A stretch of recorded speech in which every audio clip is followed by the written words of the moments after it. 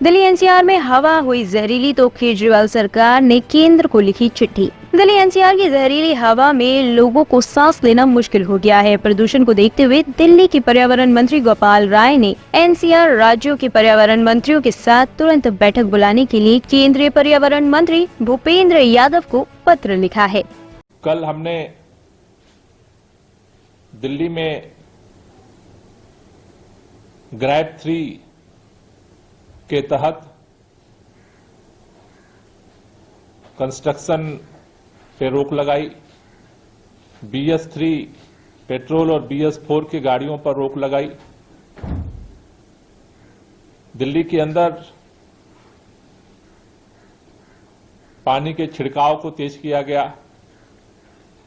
कल दिन भर हम इसी काम में व्यस्त रहे, लेकिन हमने शाम को यह देखा कि बहुत सारे भारतीय जनता पार्टी के नेता दिल्ली का जब AQI बढ़ रहा था तो दौड़ दौड़ करके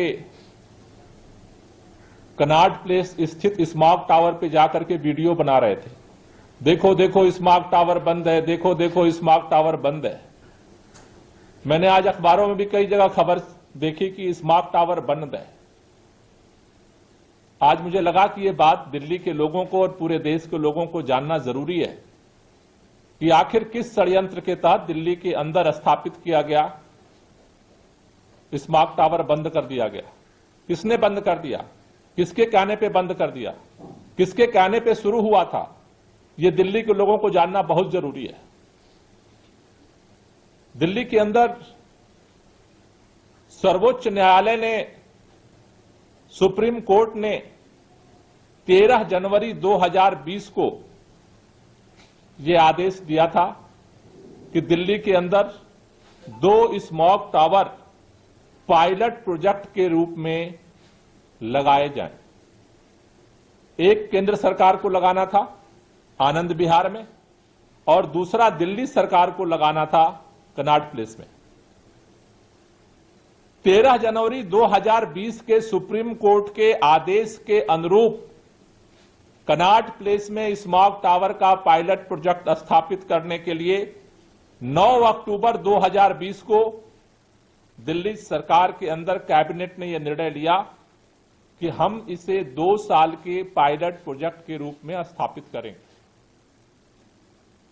9 अक्टूबर 2020 में जो निर्णय लिया गया कैबिनेट में, उस कैबिनेट के अंदर इस पूरे प्रोजेक्ट पर काम करने के लिए IIT मुंबई और IIT दिल्ली को इसके परफॉर्मेंस क्षमता का वैज्ञानिक स्टडी करना था और इसके लिए उनको रखा गया। टाटा प्रोजेक्ट को कंस्ट्रक्शन और NBCC को परियोजना प्रबंधन के लिए रखा गया। माननीय सर्वोच्च न्यायालय के आदेशानुसार कैबिनेट ने जो निर्णय लिया उसमें 25 करोड़ रुपए इस पर खर्च करने का अनुमानित लागत थी। कैबिनेट के फैसले के बाद दिल्ली के अंदर कनॉट प्लेस में स्मॉग टावर की स्थापना की शुरुआत हुई और दिल्ली में हमने इसे अगस्त 2021 में दिल्ली के मुख्यमंत्री माननीय अरविंद केजरीवाल जी ने इसका उद्घाटन किया और इसका संचालन शुरू हुआ था। संचालन शुरू होने के बाद इसको IIT बॉम्बे और IIT दिल्ली को इसको मॉनिटर करना था, इसके परफॉर्मेंस रिपोर्ट को, और 2 साल के अंदर इस स्टडी को कंप्लीट करना था। आपको मैं बताना चाहता हूं 25 करोड़ रुपए में से 23 करोड़ 63 लाख रुपए पूरे स्मॉग टावर को एस्टैब्लिश करने में खर्च किए गए।